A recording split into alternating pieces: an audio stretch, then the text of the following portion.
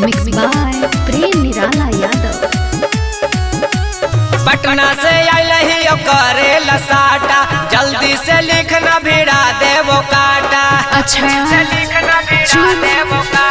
गाया से आइल ही करे लसाटा, जल्दी से लिखना भिड़ा देवो काटा। नारे छोरा ना जाइब हमरतिया में, गोली चले लगाया जहाना बरतिया में। नारे छोरा ना जाइब हमरतिया में, गोली चले लगाया जहाना बरतिया में।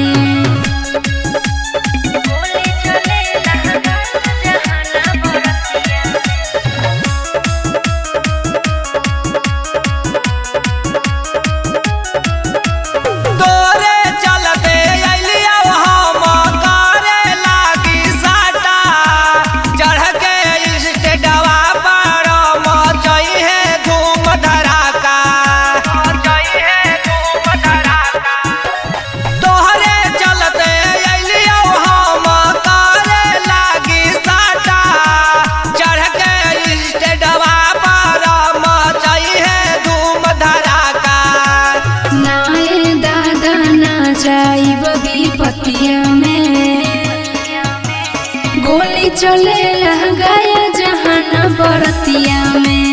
अरे सुन नाए दादा ना जाइब विपतिया में, गोली चले लगाया जहाना बरतिया में।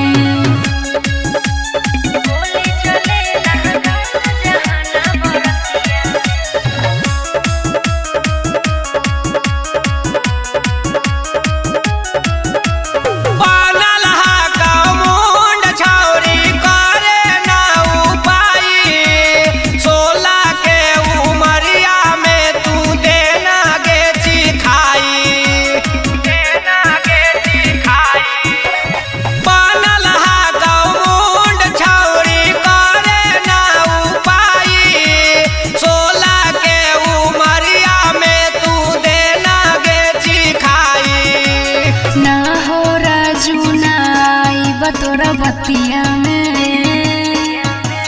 गोली चले लगाया जहाना बरतिया में। ना हो राजू ना आइब तोरा बतिया में, गोली चले लगाया जहाना बरतिया में।